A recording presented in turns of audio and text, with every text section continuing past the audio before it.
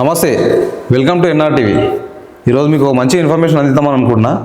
అదేంటంటే తెలంగాణలో ఎప్పుడెప్పుడు అనుకుంటున్న లోకల్ బాడీ ఎలక్షన్స్ రానే వచ్చేసినాయి, గ్రామ పంచాయతీ ఎలక్షన్లు. కాబట్టి అందరూ ఇంతకుముందేమో జెడ్పీటీసీ ఎంపీటీసీ ఎలక్షన్లు ముందుంటాయి అనుకున్నారు.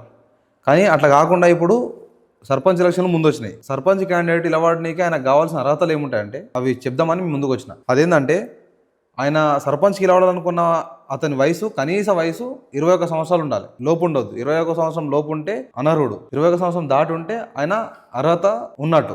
ఇంకోటి ఏంటంటే ఆ గ్రామ పంచాయతీ ఓటర్ జాబితాలో ఆయన ఓటాకు కలిగి ఉండాలి. ఆ గ్రామ పంచాయతీ ఓటర్ జాబితాలో ఆయన ఓటాకు కలిగి ఉండాలి. అట్లా ఓటాకు లేకపోతే కూడా ఆయనకు నిలవడానికి అవకాశం లేదు. ఊరోళ్ళు బలోపేతం చేస్తే తప్ప ఓటాకు లేకపోతే నిలవడానికి అవకాశం లేదు ఆయనకు. మళ్ళా నామినేషన్ దాఖలు చేయడానికి ఆయన అవసరమైన పత్రాలు ఉంటాయి. అవేమిటి అంటే ఆయన voter ID, Aadhaar card, ration card, passport, ఇవన్నీ ఉండాల్సిన అవసరం ఉంటుంది. ఒకవేళ ఏమన్నా రిజర్వేషన్ సంబంధించినట్టు సర్పంచ్ నిలబడుతున్నాడు అనుకోండి, ఒక ఎస్సీ కానీ, ఎస్టీ కానీ, బీసీ కానీ, వీళ్ళు ఎవరైనా నిలబడుతున్నాడు అంటే కుల ధృవీకరణ పత్రం అవసరం. కుల ధృవీకరణ పత్రం ఖచ్చితంగా అవసరం అనమాట. కేటగిరీ క్యాస్ట్ పరంగా నిలబడ్డట్టు అయితే, ఒకవేళ రిజర్వేషన్లో ఎస్సీ, ఎస్టీ, బీసీలలో గిట్ట వస్తే వాళ్ళకు రిజర్వేషన్ ప్రకారం ఉంటే ఏ క్యాస్ట్ అనేది ప్రూవ్ చేసుకోవాలన్నమాట. కుల ధృవీకరణ పత్రం సమర్పించాలి. ఇవన్నీ ఉన్నట్లయితే సర్పంచ్కి నిలబడడానికి అవకాశం ఉన్నట్టు. మళ్ళీ అట్లనే నిలబడకు ఉండాల్సిన వాళ్ళు ఎవరు? ఇప్పుడు ఇవన్నీ ఉన్న వాళ్ళు సర్పంచ్కి పోటీ చేయొచ్చు.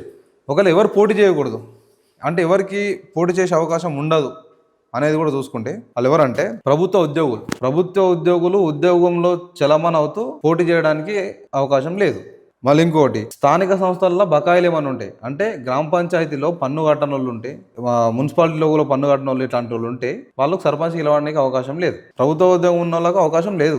మళ్ళా కాంట్రాక్టర్లు అంటే ప్రభుత్వంతో, ఇంతకుముందున్న ప్రభుత్వంతో కానీ ఎప్పుడైనా సరే, ఏ ప్రభుత్వంతో అయినా సరే, మండలాలలో కానీ గ్రామ పంచాయతీలో కానీ కాంట్రాక్టర్లు తీసుకుంటారా, ఆ కాంట్రాక్టర్ తీసుకున్న వాళ్ళకు కూడా పోటీ చేసే అవకాశం లేదు. ఎందుకంటే కాంట్రాక్టర్కి ఒకసారి బిల్డ్ అయిన తర్వాత ఈయన ప్రజాపాలన చేయడానికే లేదు అని చెప్పి. ఇంకొకటి, చట్టపరమైన నేరాలకు శిక్ష పడి ఉండొద్దు.